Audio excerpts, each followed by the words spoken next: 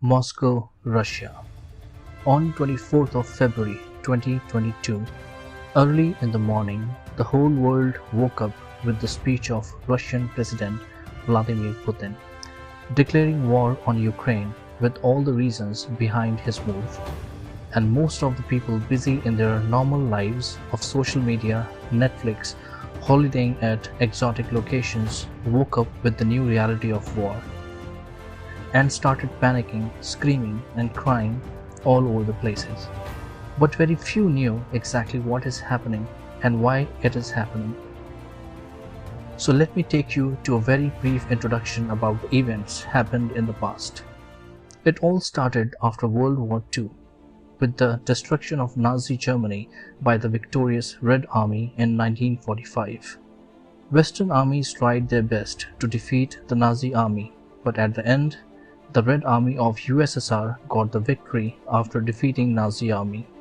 The whole world accepted the power of USSR. However, a few countries got insecure because of the resources and military might of USSR. After the defeat of Nazi army, Germany was divided into two parts.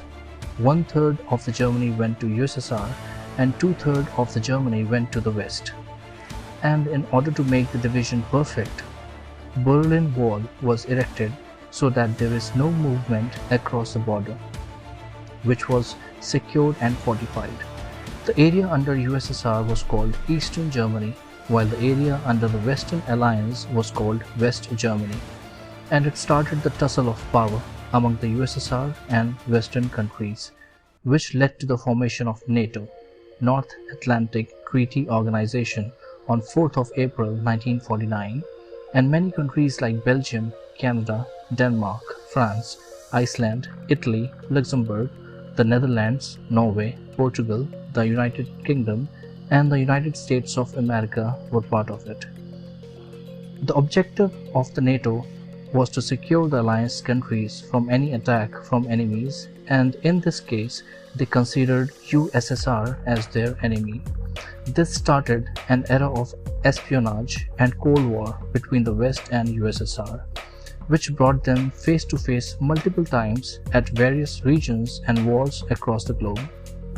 And in one among many such incidents was the Soviet invasion of Afghanistan to fight the Mujahideen, who were rebels and wanted to bring back the extremism with radical regime. And in this conflict, West supported the rebels and fueled the conflict by giving them indirect support, arms and ammunition, as well as the strategy to fight the war with all the logistical support. They also helped them build bunkers in the mountains, which gave them good hiding space, and also helped in the formation of the radical groups like Al-Qaeda and Taliban, which took all the support they needed and one day attacked World Trade Center. And all of us know about the tragic incidents, as many airplanes were hijacked and then taken to World Trade Center to hit it as a target. So we can say that wrong decisions and deeds of the past always come back to haunt you one way or the other.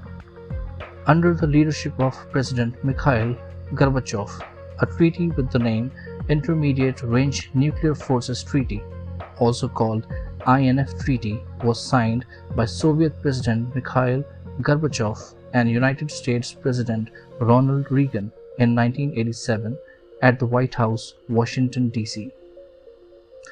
As per the INF Treaty, it required both USSR and USA to eliminate their ground-launched ballistic and cruise missiles that could travel between 500 and 5,500 kilometers, between 300 and 3,400 miles, by an implementation deadline of 1st June 1991. By the deadline, the two countries had together destroyed a total of 2,692 short and intermediate range missiles, 1,846 Soviet missiles, and 846 American missiles.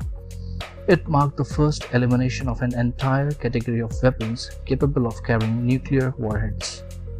However, in 1991, a sequence of events led to the dissolution of Soviet Union on December 31st. The former superpower was replaced by 15 independent countries: Armenia, Azerbaijan, Belarus, Estonia, Georgia, Kazakhstan, Kyrgyzstan, Latvia, Lithuania, Moldova, Russia, Tajikistan, Turkmenistan, Ukraine, and Uzbekistan. And this also ended the Cold War between USSR and the West.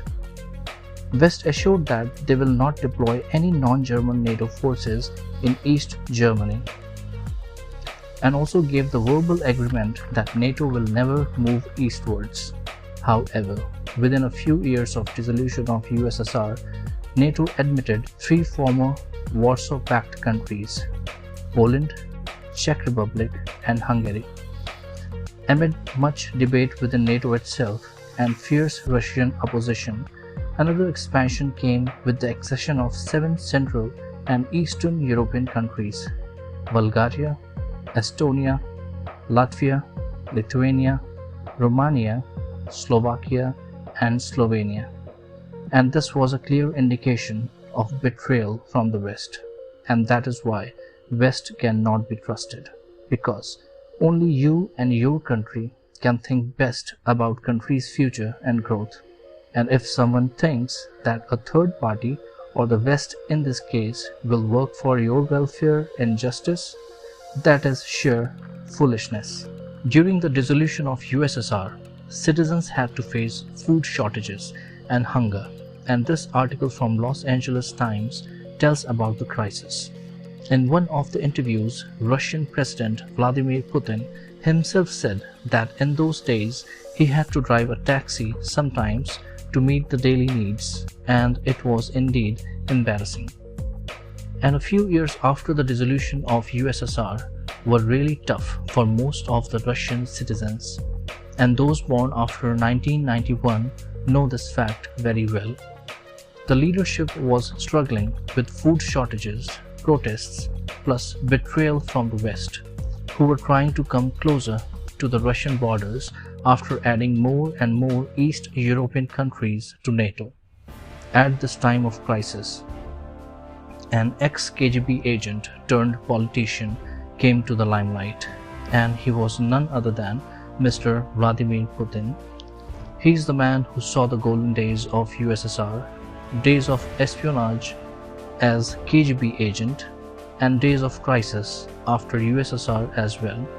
After getting elected as the President of Russian Federation, he had a few objectives to accomplish as soon as possible, such as strengthening the economy, boosting the production of cereals and other edible products to cut dependency on imports, stabilizing the conflicts, and develop good relations with all the countries, especially neighboring countries.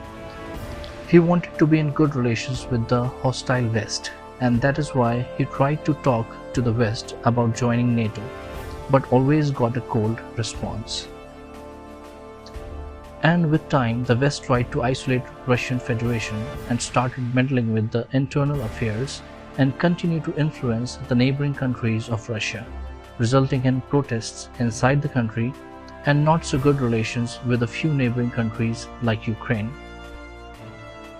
And once in an interview, President Putin shared his experience of cornering a rat in his house, and when the rat did not find any way out, it attacked him to save itself. And the West has been trying to isolate Russia for years, to which there could be only one possible response, and that is aggression. And President Putin knew it very well that one day it is going to happen, so he prepared it well for years.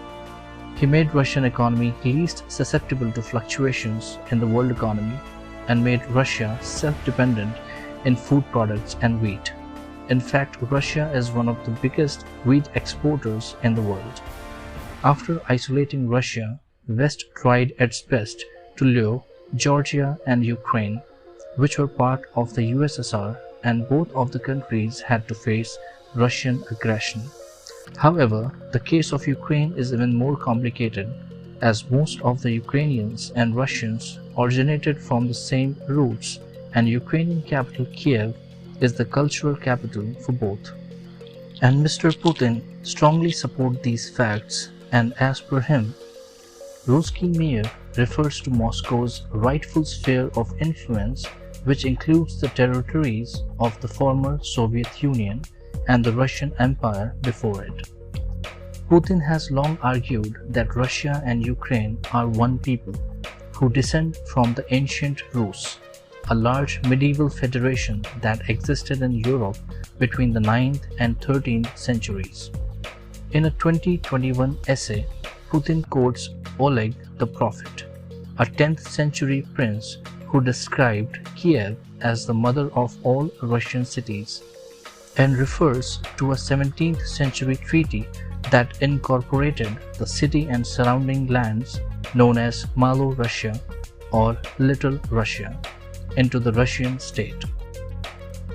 Part of the Soviet Union between 1922 and 1991, Ukraine achieved independence with the dissolution of the USSR, a moment Putin has described as the greatest geopolitical catastrophe of the century. Putin says there is no historical basis for the idea of Ukrainian people as a nation separate from the Russians. Modern Ukraine, he argues, was shaped for a significant part on the lands of historical Russia, and the ties that bind Russia and Ukraine as one people are cultural, economic, and spiritual. Eastern Orthodoxy is the dominant religion in both nations, with 74% of Ukrainians and 78% of Russians identifying as Orthodox.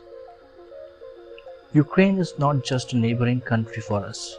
It is an inalienable part of our own history, culture, and spiritual space, Mr. Putin said on 21st of February, 3 days before Russia invaded Ukraine. Putin believes he is defending Orthodox Christianity from the godless West, and he is right. The baptism of Rus is the founding event of the formation of the Russian religious psyche. The Russian Orthodox Church traces its origins back here in Ukraine. And now I am going to reveal the real reasons for the West to look eastward, especially Ukraine and Russia. West knows very well that because of old cultural ties and origins, Ukraine, if conquered, can be a real pain for Russia, and that is why West lured Ukrainians with luxurious lifestyle, better economy, and everything big in their life. But most of the Ukrainians failed to notice and understand the real intentions of the West. So let's quickly see a few examples like Vietnam, Cuba, Libya, Syria, Iraq, Afghanistan, and now Ukraine. It is not difficult to understand that West always interferes in others' matter and countries for its own benefits and not for the benefits and welfare of others. The same happened with Ukraine, and most of the top-level politicians have US citizenship. And during the war, the biological laboratories and facilities were found which were dealing with dangerous pathogens, bacteria, and viruses, and it was used for public health but for military purposes.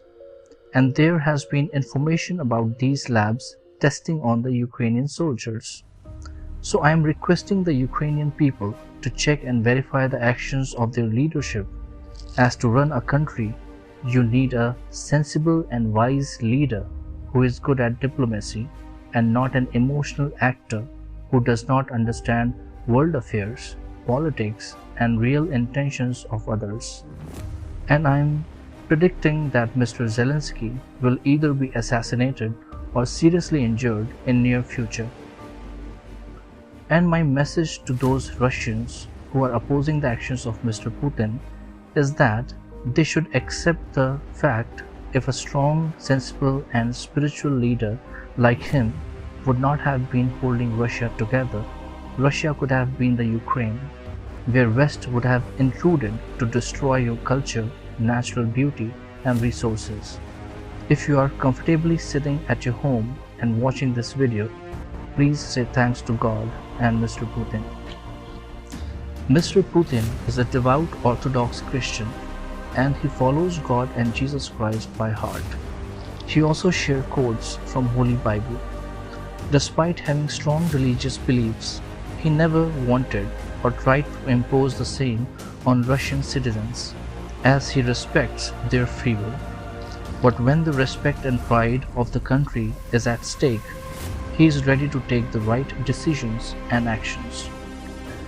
He is blessed by God and Jesus Christ. On 24th of February 2022, Jesus Christ was in Russia to bless the blessed, to save the needy, and to punish the traitors. Russian Federation is the first foreign land and country where Jesus Christ set his foot on. And God and Jesus Christ knows very well that a few top leaders of the West are Satanists, and they are worshipping evil and want to destroy all holy places on the planet, and Russia is one of them. So it is our moral responsibility to fight against the evil, and Mr. Putin is working on the same. Mr. Putin has a huge fan following across the globe, especially in East European countries, but unfortunately, either their governments have been sold to a third party or they are acting like puppets under threats and pressure. Famous Bulgarian blind mystic Baba Vanga in 1979 had predicted glorious future for Russia. She said, "All will thaw as if ice, only one remain untouched, Vladimir's glory, glory of Russia. Too much it is brought in a victim, nobody can stop Russia." Spasiba. С днем Великой Победы! Ура!